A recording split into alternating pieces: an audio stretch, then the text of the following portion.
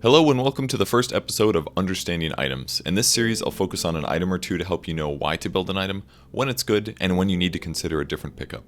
In this first episode, we're going to learn about Desolator. Desolator is a strong damage item because in addition to its damage increase, it also provides minus armor upon attack, further increasing the damage it does. But how much value does Desolator give? When talking about item value in Dota, you have to look at a couple different costs. The most obvious one is gold cost. But we can't just look at Deso in a vacuum because there are always other items you could buy instead.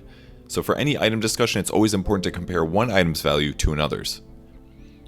The best way to show this principle is to look at inexpensive items that give comparable stats. An inexpensive item like Blades of Attack gives plus 9 damage for 420 gold, or about 47 gold per damage. Buying the whole Desolator is going to cost you 70 gold per damage for its 50 damage. Deso is more expensive, but in most cases very small, inexpensive items give you incredible value for the gold you spend on them. Their negative is that they come with item slot issues. As your hero's net worth goes over 3,000 gold, you don't really have any more places to put Blades of Attack on your body, so you have to start buying or combining it into less efficient item combinations. But that's alright because combining items gives you further benefits past item slot efficiency. When two items get put together, something amazing happens, magic or some shit, I don't know, and you get extra value past putting more stats into just one item slot.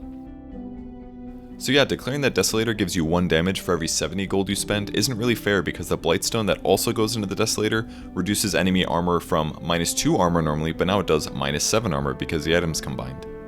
Reducing your opponent's armor increases the physical damage dealt to them, so the plus 50 damage that Deso gives you is further enhanced by the -7 armor as well. But just how much damage increase does it provide? The damage bonus Desolator provides isn't consistent at all levels, so here's a graph that shows you that Desolator gives you a bigger damage increase when your opponent's armor is closer to 0. For example, if you hit a 0 armor target with a Desolator for 100 damage, you first lower their armor by 7 to -7 because of the Desolation effect, increasing your damage by about 29%. Then you deal 129 damage. If the target instead has 20 armor, which is 54.5% physical damage reduction, you'll reduce it down to 13 armor, which is 43% physical damage reduction. So you're dealing 56 damage instead of 45.5. That's a 25% damage increase, and less than it was when your opponent was at 0 armor. That means as the game goes on, Deso becomes worse for a few reasons. As your opponents purchase more items, they will often pick up armor items at a faster pace than you can purchase more minus armor items, making Deso less of an effective amplifier over time. Desolator also causes some item slot issues. Because it has a moderate price tag, some heroes who buy a handful of moderately priced items will run out of slots faster than a player who only buys expensive items.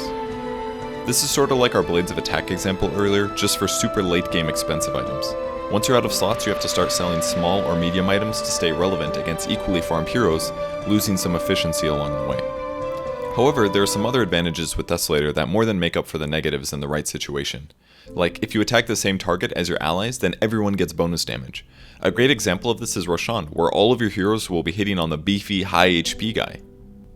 At 20 minutes, Roshan has 21.4 armor, a 56% reduction to physical, but Deso will move it down to 46%, increasing your team's damage by 22.7. Compared to other damage items like Monkey King Bar or Daedalus, Desolator works fully against towers. You can't bash or crit on a tower, but you can apply minus armor from the Desolator, which amplifies everyone's damage against it while you attack it. Here's some values for different towers and buildings who all have different armor levels. For Tier 1 tower, you're doing 23.9% more damage to it. Tier 2 and Tier 3's, 20.5% more. For Tier 4's, very tanky, 19.4% damage increase. The big value comes from melee barracks and range barracks though, 28.3% damage increase for melees, and 34.9% on range barracks. Deso very good against Raxing. Now you're probably thinking, I don't even like math. Stop putting it in my face and give me the friggin' answers to the test on who I should buy Deso with. Alright, well, because it's a damage item that applies minus armor upon attack, I really recommend buying it only on heroes who you plan to auto-attack with during fights. No channeling supports like Witch Doctor or Crystal Maiden, or Timbersaws people, unless you really need a DPS because your allies are dropping the ball. You also have to consider the type of damage that your hero does through their skills and build. For a hero like Gyrocopter, for example, at least half of your damage until late game comes from magic damage skills, so plus 50 damage and minus 7 armor for 3500 gold isn't very good value because it doesn't enhance the magic damage you deal, nor keep you alive longer to continue casting spells. If your hero does physical damage through illusions, Deso does very little compared to other options. Illusions don't get the benefit of plus damage, though they do benefit from the -7 armor that gets applied, it still isn't worth it. That makes Deso a very cost and effective item for illusion-based carries when you can purchase a Diffusal Blade for a similar cost and do far more damage with every illusion that attacks. The biggest limitation for Desolator though is that it doesn't stack with other unique attack modifiers that some heroes might naturally have within their skill sets or items, similar to Drow's Frost Arrows. Even if your skill set doesn't have unique attack modifiers, you also have to be concerned about narrowing or preventing other unique attack modifiers like Lifesteal. Sometimes those other item choices are item choices crucial to your hero's effectiveness, much more than the minus armor effect that Deso applies to opponents. With Deso, you could purchase a Vlad's for Lifesteal Aura instead of a Mask of Death or Mask of Madness with unique attack modifiers, but Vlad's costs a lot more, doesn't transition as well, and gives far less lifesteal on ranged heroes. So what heroes is Deso compatible with? The best way to sum it up is heroes who do almost entirely physical, single target damage. They can buy Vlad's for lifesteal or otherwise don't need lifesteal too badly. It's great on heroes who rely on burst damage to kill people in short periods of initiation, or those who have weak farming skills to enhance the damage they do to neutrals. Desolator is considered a must-buy on Weaver, Templar Assassin, and Phantom Assassin. It's a situational purchase on heroes like Lifestealer, Legion Commander, Clinks, and Nature's Prophet, and it's sometimes amazing on a hero like Sniper, who can amplify his headshot damage with the Desolator. All of those heroes have great single target damage because of how their skills interact with their right-click attack.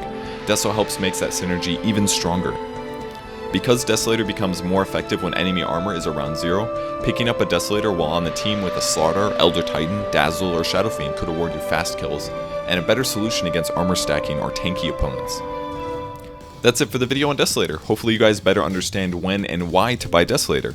Subscribe to catch the next video where we'll go over another item in detail. Leave your suggestions in the comments below.